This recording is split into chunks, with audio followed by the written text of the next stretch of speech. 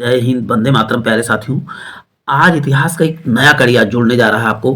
भारतीय राष्ट्रीय कांग्रेस से जितने अधिवेशन हुए हैं उसके बारे में, और भी मैं आपको दिखा दे रहा हूँ उसमें क्या क्या बात होगी। कि कांग्रेस के पूर्व जितने संगठन उनके बारे में बात की जाएगी। उसके बाद भूमि सुधार कानून के बारे में बात की जाएगी। ढेर सारे टॉपिक इसमें। देखिए, भूमि सुधार में देखिए तीनों बहुत अस्थायी, रैयतवाड़ी और महालवाड़ी, तीनों के बारे में चर्चा की जाएगी। और उसके बाद भारतीय उद्योग थे, मजदूर संघ के बारे में बात करेंगे। और उसके बाद प्रमुख नारा तथा वक्तव्य के बारे में बात करेंगे। बस आपको ध्यानपूर्वक वीडियो को वॉच करते रहना है। कांग्रेस पर जितनी टिप्पणियां की गई थी उन सबके बारे में चर्चा की जाएगी। तो वीडियो को आपको बहुत ध्यानपूर्वक वॉच करना है प्यारे साथियों। आपको ये सेशन, आपके लिए सेशन जरूर महत्वपूर्ण साबित होगा। देखिए, राष्ट्रीय कांग्रेस के बारे में। भारतीय राष्ट्रीय कांग्रेस का नामकरण दादा भाई नौरोजी ने किया था। अंग्रेजों ने इसकी स्थापना अपने लिए सुरक्षा वाल्व के रूप में की थी। कि मतलब कोई भी चीज हो, ये आके हमारे सामने उगल दे, इनका जी क्या हो जाए, शांत हो जाए। आपको कहा जाता कि कांग्रेस जो है डफरिन के दिमाग की उपस्थिति, डफरिन के कार्यकाल में इसको स्थापित किया गया था। इसका पहला अधिवेशन कहाँ पर, तो मुंबई में हुआ। कितने में, 1885 में। यह स्थापना भी कहा जाए तो 1885 में ही हुआ। चीजें आपको एक एक करके ध्यानपूर्वक देखते रहना है। देखिए, पहला क्या है, पहला अधिवेशन दिख रहा है इसमें आपको 1885 मुंबई में। और इसके अध्यक्ष कौन थे तो बताओगे, डब्ल्यू सी बनर्जी। लेकिन संस्थापक कौन थे तो बताओगे, एओ ह्यूम थे। इसकी चर्चा हो चुकी है। संस्थापक क्या थे तो बताओगे, एओ ह्यूम। लेकिन इसके अध्यक्ष कौन थे तो बताओगे, डब्ल्यू सी बनर्जी। देखिए, 1986 कलकत्ता, और इसके अध्यक्ष कौन बने, दादा भाई नौरोजी। अध्यक्ष कौन, अब इसको ऐसे याद करो। यहां पर तो चार याद करो, बम काली माई, बम मुंबई, कलकत्ता, मां से मद्रास और ई से इलाहाबाद। या अब लिखे प्रयागराज याद करें, इतना तो पता ही है आपको कि ट्रिक में बम काली माई, बा से बम्बई, बम से बम्बई, का से कलकत्ता, काली से कलकत्ता और मां से मद्रास और ई से इलाहाबाद, बम काली माई। इस चारों अधिवेशन को लगातार याद कर सकते हैं। देखिए, यहाँ पर डब्ल्यू सी बनर्जी, फिर दूसरे कौन हुए, दादा भाई नौरोजी, और तीसरे कौन हुए, बहारुद्दीन तैयब जी हुए 1987 वाले में। और 88 में कौन हुए, जॉर्ज यूल हुए। अब बात करते हैं, देखो, दादा भाई नौरोजी 3 बार कांग्रेस के अध्यक्ष बने। और वहीं पर बात करते हैं थर्ड वाला, पहले मुस्लिम अध्यक्ष कौन बने तो आप बताओ, बहारुद्दीन तैयब जी बने। और पहले अंग्रेज कौन बने अध्यक्ष तो आप बताओगे, जॉर्ज यूल बने थे पहले अध्यक्ष। ये चीजें क्या है, आपको रिमार्क के रूप में याद करके रहना है। अब नेक्स्ट बात करते हैं आपके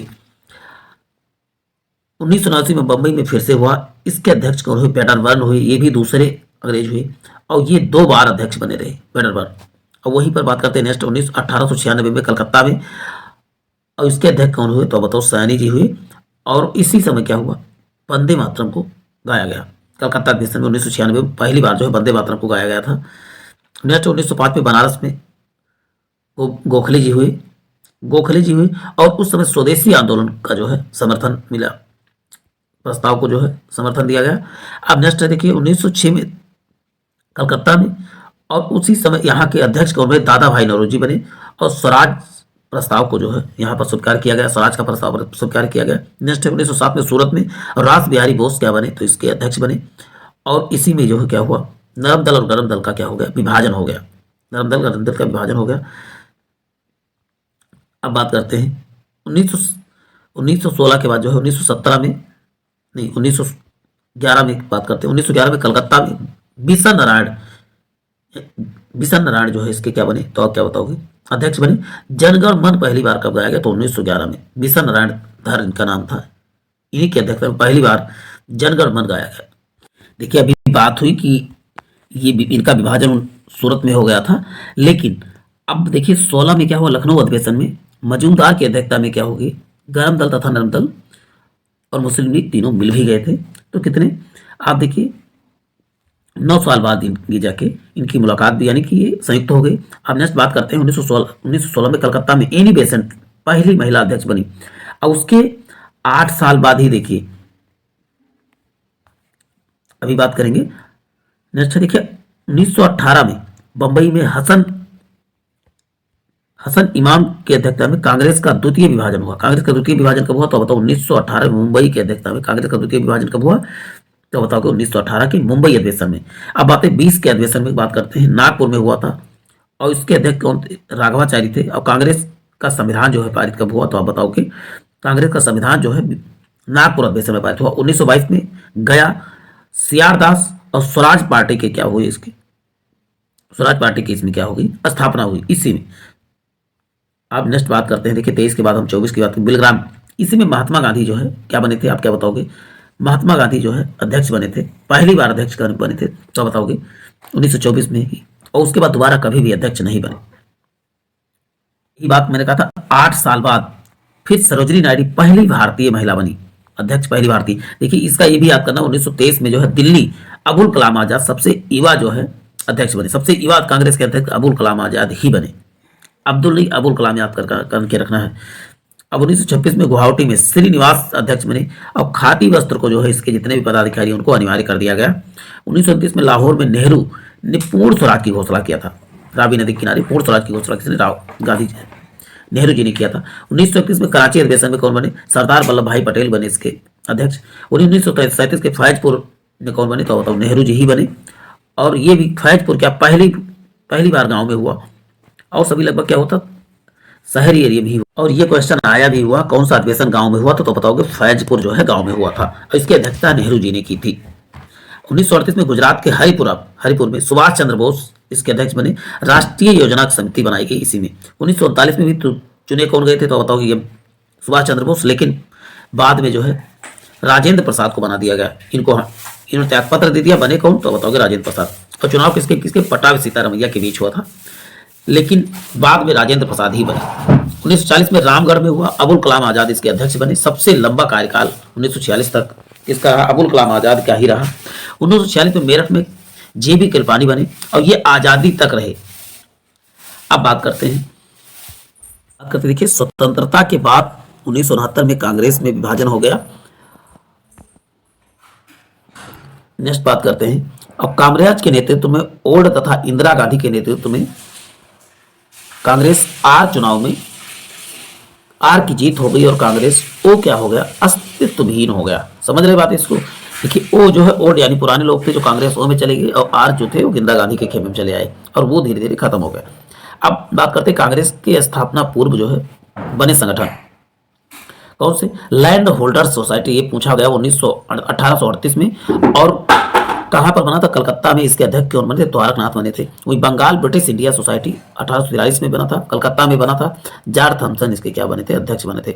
ब्रिटिश इंडिया एसोसिएशन की स्थापना कब हुई, तो आप बताओगे ब्रिटिश इंडिया एसोसिएशन की स्थापना कोलकाता में, और राधा कांत देव उसके क्या बने, तो अध्यक्ष बने थे। बॉम्बे एसोसिएशन की स्थापना दादा भाई नौरोजी ने की थी, कब, 1852 में। अब ईस्ट इंडिया एसोसिएशन की स्थापना लंदन में दादा भाई नौरोजी ने ही किया था। देखिए ये इंपॉर्टेंट क्वेश्चन, इसलिए कई बार पूछा भी गया है। पूना सार्वजनिक सभा 1800 किसने, यमजी राणा की जगह यमजी राणा डे होना चाहिए था। इंडियन लीग की स्थापना जो है कलकत्ता में शिशिर कुमार घोष ने किया था। देखिए ये भी आपको इंपॉर्टेंट करना है, सबका स्क्रीनशॉट ले लेना, स्क्रीनशॉट ले लेना। देखिए मैं इसको हटा दूं, पूरा स्क्रीनशॉट जरूर ले। अब बात करते हैं इंडियन नेशनल एसोसिएशन 1876 में कलकत्ता सुरेंद्र नाथ बनर्जी तथा आनंद मोहन बोस ने जो है इसकी स्थापना की थी। अब बात करते हैं मद्रास महासभा की स्थापना सुब्रमण्यम अय्यर ने किया था। अब भूमि सुधार कानून के बारे में बात कर लेते हैं। 3 भूमि सुधार कानून आए थे, तीनों इंपॉर्टेंट है आपके पेपर के लिए, तो तीनों आपको बहुत ध्यानपूर्वक देख लेना है। अंग्रेज ने स्वयं का लाभ के लिए रखते हुए कानून बनाए थे। कौन कौन से तीनों कानून के बारे में बात कर लेते हैं। एक है अस्थायी बंदोबस्त। अस्थायी बंदोबस्त कौन लाया था, लॉर्ड कॉर्नवालिस लाए थे, कब, 1793 में। डेट याद कर लेना आपको, 1793। यह बिहार, बंगाल, उड़ीसा, यूपी, कर्नाटक में लाया गया था। ये केवल कितने भागों पर, 19% भागों पर लागू था। जमीन का मालिकाना हक किसको दिया जाता था, जमींदार को दिया जाता था। इसमें देखिए आपने जमींदारी प्रथा सुना होगा, वही जमींदारी प्रथा ही क्या है, अस्थायी बंदोबस्त है। अंग्रेज जितना कर को निर्धारित करते थे उसका जो है उस पर 11 में से 10 भाग अंग्रेज ले जाते थे, यानी कि 10 पार्ट, यानी 11 कोई चीज है तो 10 पार्ट अंग्रेज, 1 पार्ट क्या लेता था, तो आप बताओ जमींदार। जबकि 11 में से 1 भाग देखिए कौन, जमींदार रखते थे। जमींदारों को सूर्यास्त से पहले हिसाब चुकता देना होता था, इसीलिए इसको सूर्यास्त का कानून कहा जाता था। सूर्यास्त यानी कि सूर्यास्त होने से अंग्रेजों को पूरा हिसाब किताब कितना हमने टैक्स वसूला, इसी को सूर्यास्त कानून कहा जाता है। यानी सूर्यास्त के पहले उन्होंने हिसाब किताब नहीं दिया तो उनकी जमींदारी खत्म कर दी जाती है। दूसरे भूमि सुधार की बात करेंगे, रैयतवाड़ी। रैयतवाड़ी में ये कौन लाया था, थॉमस मुनरो ने 1820 में यह मुंबई, मद्रास और असम में लागू था। देखिए 3 जगह, मुंबई, मद्रास और असम में 3 जगह लागू था। आप बताओगे रैयतवाड़ी। रैयतवाड़ी था किसान, यह भारत के कुल क्षेत्र पर कितने 51% भूभाग पर लागू था। इसमें जमीन का मालिकाना हक रखे, रैयत मतलब किसान ही होता है। तो कुल भाग किसका हक होता था? किसान का। किसानों के अपनी उपज का 35 से 55% तक का क्या टैक्स के रूप में देना होता था। देखिए इसका मालिक कौन? किसान ही होता था। इसमें एक खास बात थी। अब बात करते हैं महालवाड़ी के बारे में बात करते हैं।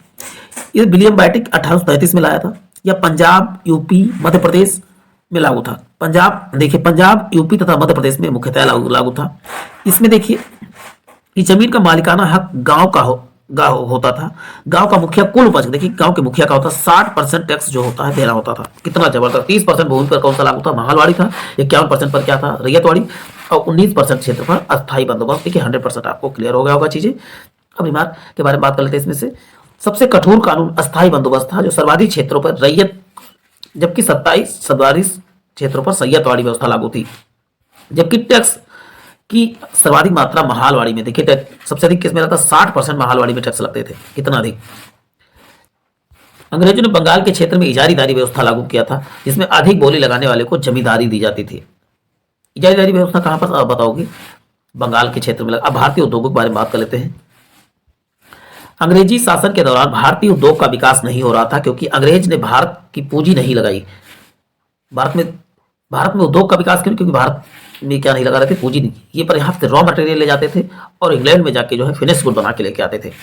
भारतीय माल जो इंग्लैंड जाते थे उस पर अंग्रेज निर्यात कर लगा दिया था, जिससे कि वस्तुएं इंग्लैंड में महंगी हो गई। और लखनऊ की छिट वाली वस्त्र तथा ढाका की मलमल के ऊपर कपड़ों की मांग इंग्लैंड में अधिक थी, किंतु इंग्लैंड के निर्यात कर लगा दिया गया।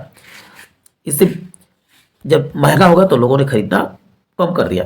यहाँ से जो विदेश में हम वस्तुएं बेचते थे उस पर बहुत ढेर सारे टैक्स लगा दिए गए, जिससे वस्तुएं महंगा हो गई, लोगों ने खरीदना बंद कर दिया। इसके विपरीत इंग्लैंड के आने वाली वस्तुओं को कोई कर नहीं लगाया जाता, जिस कारण इंग्लैंड के उद्योगों ने भारतीय उद्योग को क्या कर दिया? ध्वस्त कर दिया। यानी वहां पर कोई सस्ता नहीं लगता, तो यहाँ पर चीजें सस्ती बिकती थी और भारतीय वस्तुओं पर ज्यादा कर लगता था, इसलिए महंगी हो जाती, इसलिए भारतीय उद्योग क्या धीरे धीरे समाप्त हो गए। अब बात करते हैं मजदूर संघ के बारे में बात करते हैं। भारत का पहला मजदूर संघ बॉम्बे मिल हैंड एसोसिएशन था। इसकी स्थापना जो है 1884 में लोखंडे ने 1920 में लोखंडे ने किया था। 1920 में लाला लाजपत राय, यमन Joshi, all India trade union Congress की स्थापना की। आगे चलकर यमन जोशी इससे अलग हो गए। कार्ल मार्क्स ने भारत के विषय में कहा था, अंग्रेजों ने सूती वस्त्र के घर में सूती वस्त्र का अंबार लगा दिया। तब भी वह नारे के बारे में बात कर लेते हैं। पहला ही देखिए महत्वपूर्ण नारा, सारे जहां से अच्छा किसने दिया था? मतलब मोहम्मद इकबाल ने। वंदे मातरम, बाद से वंदे मातरम और बाद से बंकिम चंद्र चटर्जी बड़े आसानी से याद कर सकते। विजयी विश्व तिरंगा प्यार आपने देखा होगा, श्यामलाल गुप्ता पार्षद। जिसकी वेदों की ओर लौटो किसने दिया था? तो बताओगे दयानंद सरस्वती ने। जय जगत किसने? आप बताओगे विनोबा भावे ने। संपूर्ण क्रांति किसकी देन है? तो किसकी ये नारा है? तो जयप्रकाश नारायण की। मेरे शरीर पे पड़ी एक एक लाठी जो है कील की, अंग्रेजों के ताबूत की कील साबित होगी, ये बात लाला लाजपत राय ने कहा था। स्वराज मेरा जन्म सिद्ध अधिकार, में से लेके रहूंगा, बाल गंगाधर तिलक। इंकलाब जिंदाबाद किसने? तो भगत सिंह ने। दिल्ली चलो सुभाष चंद्र बोस ने ये नारा दिया था। तुम मुझे खून दो मैं तुझे आजादी दूंगा, सुभाष चंद्र बोस का ही नारा है। और वही जय हिंद का नारा भी जो है सुभाष चंद्र। हे राम का महात्मा गांधी, करो या मारो का महात्मा गांधी, भारत छोड़ो महात्मा गांधी, आराम आराम है जवाहरलाल नेहरू। पूर्ण स्वराज किसना? Jawaharlal Nehru. Who live in India die, ये भी जवाहरलाल नेहरू की। ये सब चीजें आपको याद कर लेना है। और टिप्पणियां थी इनके बारे में बात कर लेते हैं। देखिए डफरिन कांग्रेस मुट्ठी भर लोगों का संगठन है, ये बात किसने? तो बताओ डफरिन ने कहा था।